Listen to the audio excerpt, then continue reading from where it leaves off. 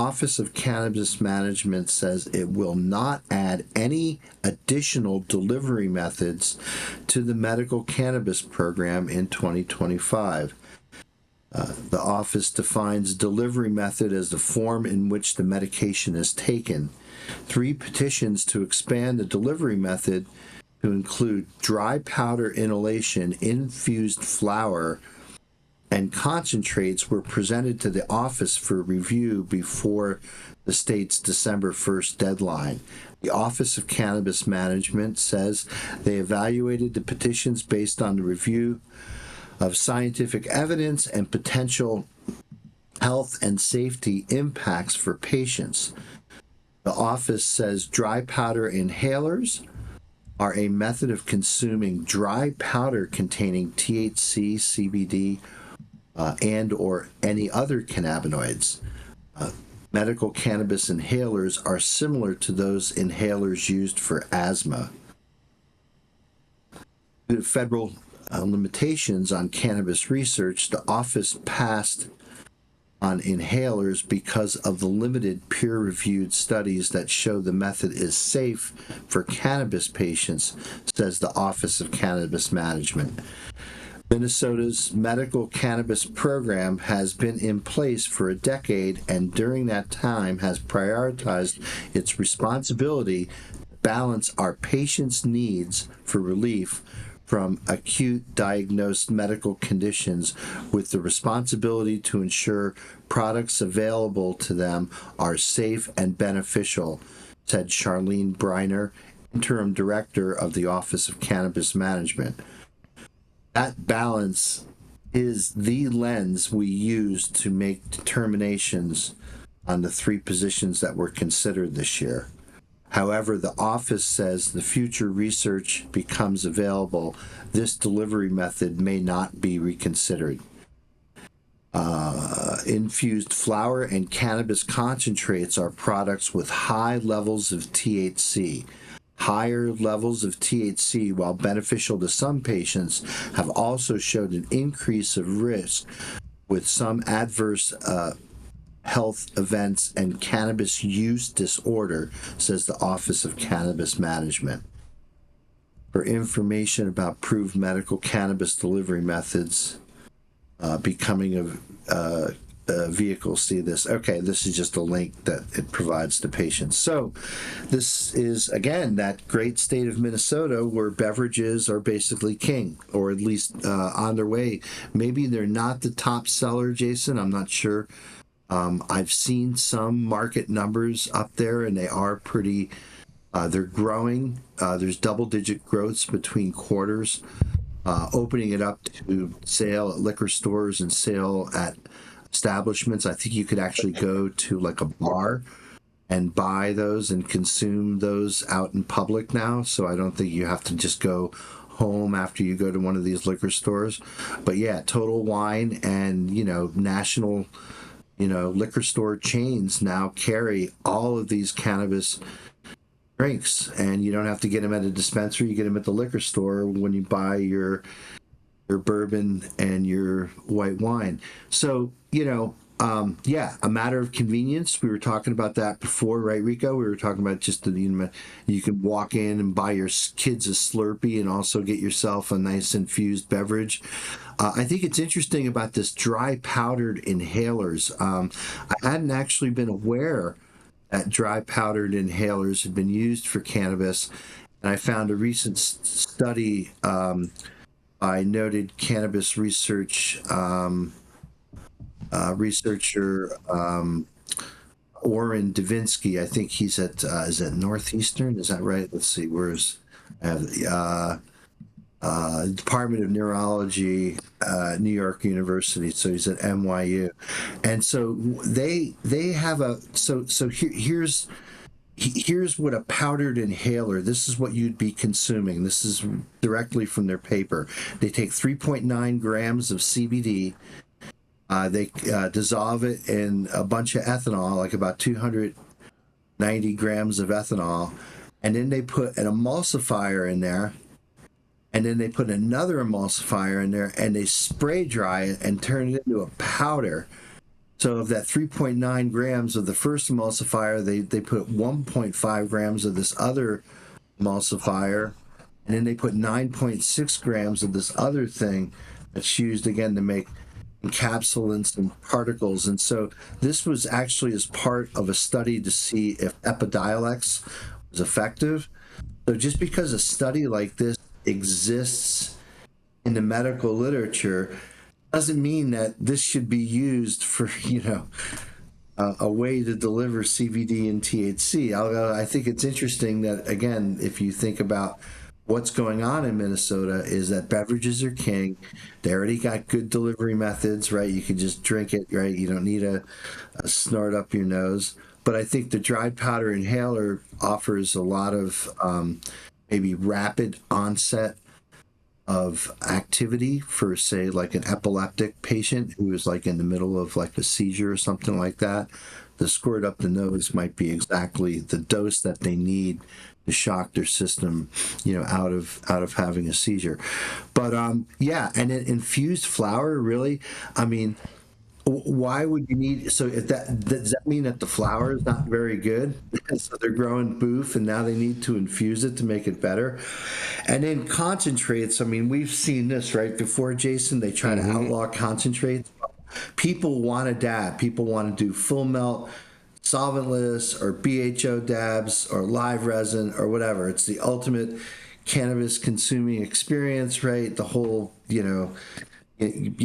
without combustion, just vaporizing cannabis oil itself. So I don't think concentrates are going away. What that means when they don't include it in their regulation is, well, now all those people are going to go to the trap, right? So trap wins on that, right? Mm-hmm. Man. So anyway, that's yeah, go ahead. I was going to ask on this. I know Jason has revisionist history. He likes to participate in revisionist history, and will probably still deny the fact that the THC beverage industry saved the craft. Oh God, this one again. Here we go. In Minnesota, yes, it did. It did. It did. And so, on top of beverage being king out there, Dr. Mark, they have spent a lot of political capital saving a lot of the money and a lot of those deep pockets out there. So I could see Minnesota being the capital of the world when it comes to THC infused drinks, and they're not going anywhere. Think about it, Rico. So they've already sunk money into the bottling plants, right? That's where the expensive capital. That's a lot of expense. Capital. Yeah, so that's a lot of expense. So now all this is just another ingredient. They're like, we're adding another ingredient. Mm-hmm. It's a commodity at this point. The beautiful thing, I don't know, is this a way of, again, getting over the stigma that you can commingle THC beverages at the end of an aisle where there's bourbons and scotches, and now here's your THC. I mean, it's the crossfade section, Dr. Mark. It's the crossfade section. It's the crossfade section. Yeah, but I mean, so is the liquor store the right place for these things? Should these things just be anywhere? The beverages. Well, the beverage lobby has a big lobby, Dr. Mark, and so they're going to say yes, because they don't want to increase their costs by having to create new distribution points when there's plenty of distribution points that they already have established. Ain't no waiting in that lobby. It's just another SKU. Yep. Well, yeah, but financially and economically, that makes sense, but from a brand perspective of the plant, this just confuses the consumer as to what cannabis really is. Well, maybe they'll have a vegan beverage section, Jesse. What's that? Maybe they'll just make a vegan beverage section. They already have that, bro. Jesse, I think you made a very important point right there, because the consumer knowledge is not top of mind at all. It is economics, period. Mm-hmm. All that this country cares about is economics. And if it is going to be economically viable, that's what's going to work in the long term. I think we need to, I think we need to just think about that going forward. Like, yes, we believe in education. We believe in consumer rights. We believe in consumer protection and stuff like that. But if it ain't making dollars, and like these THC beverages have made dollars, it literally saved an entire industry in Minnesota from crashing because of what Dr. Mark said, that they were literally able to use the same equipment to make these beverages. Like, I don't see this going away anytime soon. Confusion or not, it's making motherfuckers money, and it's going to only get bigger. Well, it's interesting too. From the consumer's point of view, if you want to stock up for your Super Bowl party, you want to get some booze, you want to get some beers. Now you can get some THC. You can get it all underneath one roof with one credit card transaction. There it is. That's your part. This is what you're serving at your party, right? So it's crazy. It's crazy you say that, Dr. Mark. Yesterday, I'm up here, and I was on a different planet for yesterday. So that's normal, Rico. That ain't nothing new with that. So I can avoid some of these conversations because they know that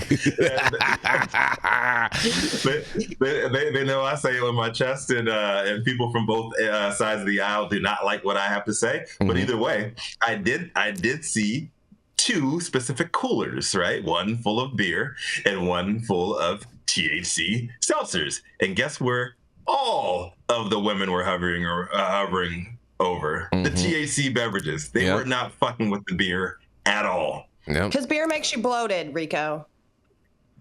There was wine there too. They weren't really fucking with the wine heavy either. It was the THC beverages. And I was like, that is very interesting. And there was a good 30 people, 40 people there. And I'm like, that was very interesting. But not I said the cat. Give me the wine. Dr. Mark, before they were on good behavior too, right? before we move on, Dr. Mark, Vermont Alternative says in the chat, he says, does this mean we're going to start seeing stepped on weed powder in the trap? We already do. I mean, I'd say that's like that THCA crystalline. When are we going to start seeing syringes? Sure, dab it, no. What's that, Jenny? Yeah. I just think it's awkward that they're like, snort it, sure, dab it, no. Like. Right? Yeah. When are we going to start seeing syringes? The paper that I cited, they're trying to get CBD to epileptic kids quickly. That doesn't mean that this is like a recreational delivery method, right? So I think as long as you can smoke it, and if you could drink it, or if you could suck on a gummy, do we really need powdered inhalers? I don't know. Interesting, Vermont, though. Yeah, that's an interesting way to think. That is an interesting way. Now listen, Dr. Mark, we have all been to MJ BizCon, and there are quite a we'll just leave it there. Oh man, that's fair enough. And on that, there's plenty of open nasal cavities, and I think it all. And you can move on in a second, Jason. I just like to say, it always comes right back to canna bumps, right? We try to get away from canna bumps, but canna bumps always finds its way back into our headlines at least once a quarter. So big shout out to canna bumps, bring them back. Fair enough.